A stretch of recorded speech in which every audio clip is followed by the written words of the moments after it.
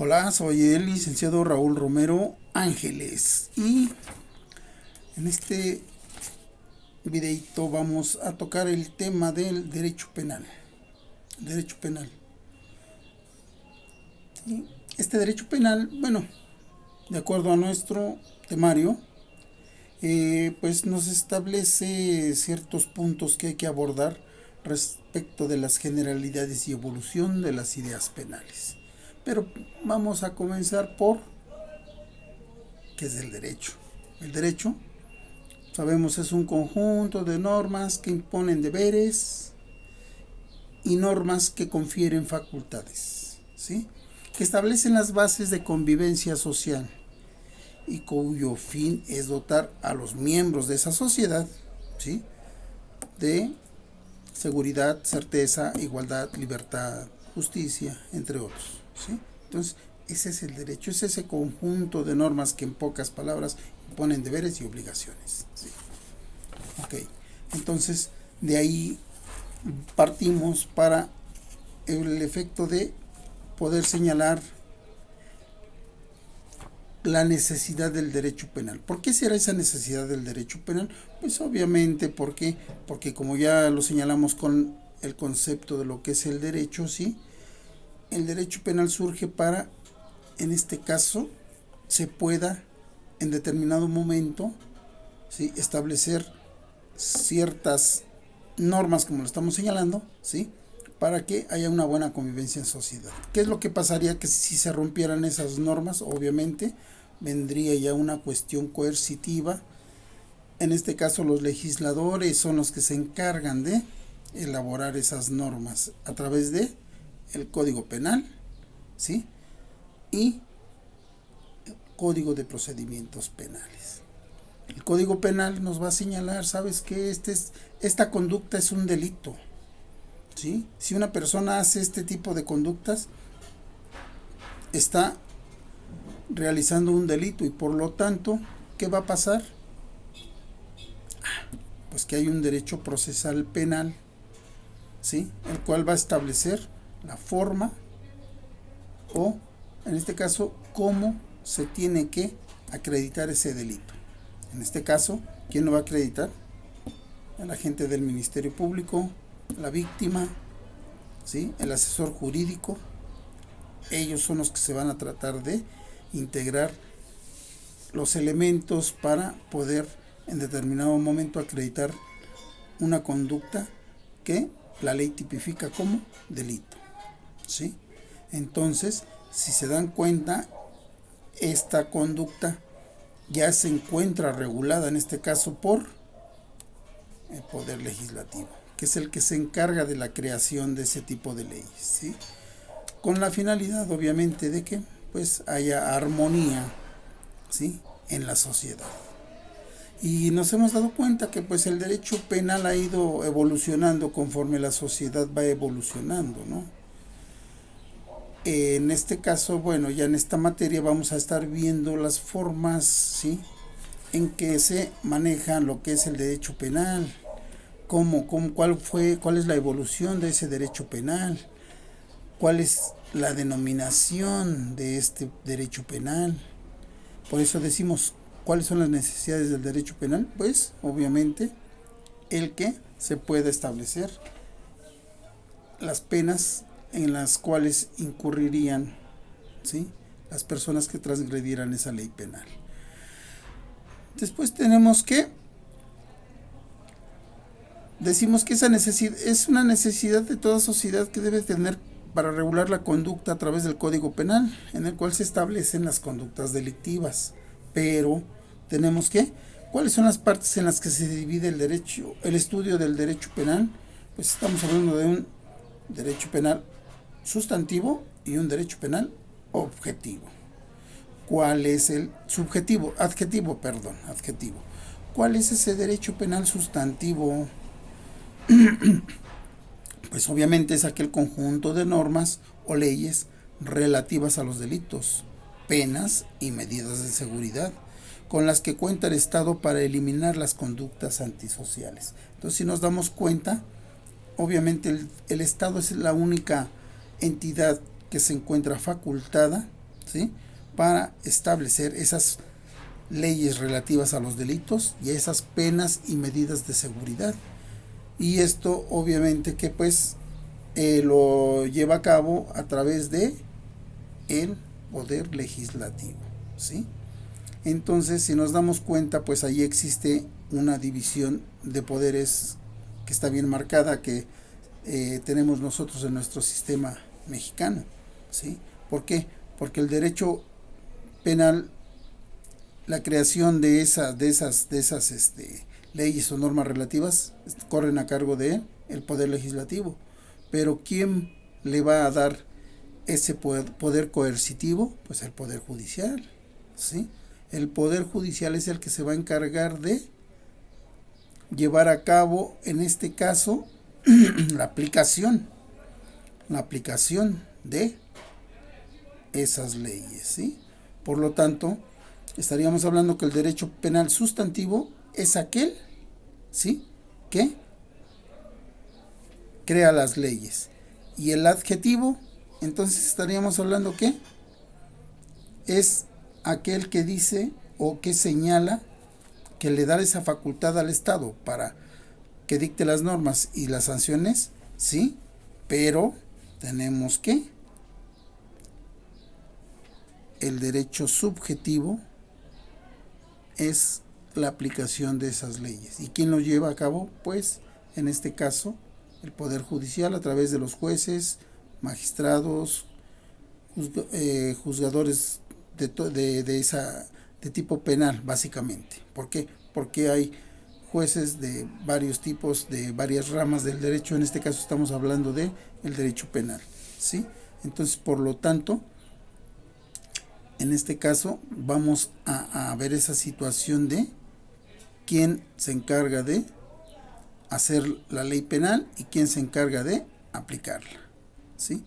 Por otro lado, también tenemos que, pues el derecho penal se relaciona con otras ramas del derecho, ¿sí? ¿Cómo cuál? Pues el derecho constitucional, claro que sí. ¿Por qué? Porque en la Constitución Política de los Estados Unidos Mexicanos tenemos que se encuentran establecidos 29 artículos en los cuales se consagra las garantías individuales de toda persona que se encuentre en territorio nacional, ¿sí? Entonces, por lo tanto, en este caso, el derecho constitucional señala esos 29 artículos que le dan ese derecho, esas garantías a todo individuo que se encuentra en nuestra República Mexicana. Después tenemos el derecho procesal. Es obvio, es fundamental el derecho procesal. ¿Por qué? Porque ahí ahora en el nuevo Código Nacional de Procedimientos Penales, pues se establecen las reglas bajo las cuales se va a iniciar, en este caso, la cuestión procesal, ¿sí?, para poder acreditar o no un delito a una persona, ¿sí? Y en este derecho procesal, pues, partes importantes son el juez por principio de cuentas, la víctima, Ministerio Público, asesor jurídico de la víctima, el imputado y su defensa, sea pública o sea privada, ¿sí? Y nos establece ya ciertas normas que se deben de llevar a cabo para que se pueda en determinado momento poder darle solución, en este caso, a ese tipo de delitos, sea por una forma u otra. Existen ahora unos mecanismos alternos de solución, ¿sí? Pero ¿por qué se crean estos medios alternos? Pues obviamente por la alta incidencia de los delitos, ¿sí? Pero ahí tenemos que ya en este procesal, pues ya estamos viendo cómo se norma el procedimiento, ¿sí?, en cuanto al derecho penal. Laboral, también hay un derecho laboral. ¿Por qué? Porque en el derecho laboral puede darse la situación de que se lleven a cabo ciertos ilícitos, ¿sí?, los cuales, dependiendo si son cometidos por el patrón o son cometidos por el trabajador, pues obviamente traerá consecuencias jurídicas para uno u otro, ¿sí? Entonces, por eso es que esa relación que existe entre el derecho penal con el derecho laboral. Y estaríamos hablando también de otra rama del derecho, el derecho internacional. Puede ser público o puede ser privado. ¿Por qué? Porque puede darse la situación de que se cometa un delito aquí en México, pero la persona que lo cometió se va a otro país. Entonces ahí se aplica el derecho internacional, sea público o sea privado. ¿Por qué? Porque en determinado momento puede haber entre países tratados y convenios internacionales para efectos de extraditar en este caso, a la persona que cometió el ilícito. Pero si no se hace así, pues obviamente gozaría de esa inmunidad, porque también en ese país, pues obviamente tienen sus propios códigos y leyes, ¿sí? Pero aquí vemos esa relación que existe. Un ejemplo muy claro, pues obviamente estamos hablando del señor Emilio Lozoya, ¿no? Que andaba en el extranjero, muy quitado de la pena, y lo traen aquí a México, y resulta que pues aquí, entre comillas, lo iban a procesar o lo siguen procesando, pero ahora ya es un testigo protegido, en fin. Pero a final de cuentas ahí vemos la relación que existe con el derecho internacional, ¿no? O por ejemplo, la extradición del Chapo Guzmán a Estados Unidos, ¿no? ¿Sí? Que aquí en este caso quien lo requirió fue él. Las leyes de allá de Estados Unidos fueron las que pidieron esa extradición. Bueno, no las leyes, en este caso los jueces que iban a procesarlo por los delitos por los cuales se le acusaba. Aquí en México estaba detenido, también estaba siendo procesado por delitos, pero pues el gobierno lo que hizo fue mejor mandarlo para allá. Pero estamos hablando ya de esa relación que existe entre el derecho penal y el derecho internacional, ¿no? Así tenemos también que pues existe ese derecho penal en sentido objetivo y en sentido subjetivo. ¿Qué estaríamos entendiendo por ese derecho penal en sentido objetivo? Bueno, pues es aquel que está constituido por el conjunto de normas y principios penales que determinan los delitos, las penas y su aplicación. Ese es el derecho objetivo. Y el derecho penal subjetivo es aquella facultad de las personas de exigir al Estado la protección de sus derechos para que el Estado dicte las normas y sus sanciones, facultad que tiene el Estado de castigar. Entonces, ¿se dan cuenta? El Estado es el que crea esas leyes a través del Poder Legislativo, como ya lo dijimos, y posteriormente la aplicación se le dará a el Poder Judicial. Aquí en este caso tenemos que, entonces, la cuestión objetiva es en sí la ley que crea el Estado. Y entonces el derecho penal subjetivo, estamos hablando de ese derecho que tienen las personas, derecho o facultad que tienen las personas, ¿sí? Para decirle al Estado, oyes, yo necesito que me protejas mis derechos, ¿sí? Tú tienes que dictar ciertas normas o leyes y las sanciones que se deben de aplicar a esas normas y leyes para que castigues a la persona que se encuentra infringiendo la ley, ¿sí? Entonces, ¿qué tenemos aquí? Pues por ejemplo, vamos hablando de esa evolución del derecho penal. En años anteriores no existía el feminicidio, era tratado como un homicidio, ¿sí? Con determinadas características. En cambio ahora ya se encuentra regulado. ¿Por qué? Porque el derecho penal también se tiene que ir adaptando a la evolución de la sociedad, ¿sí? Entonces, por lo tanto, pues se da la creación de nuevas leyes. O por ejemplo, la creación del Código Nacional de Procedimientos Penales. ¿Para qué?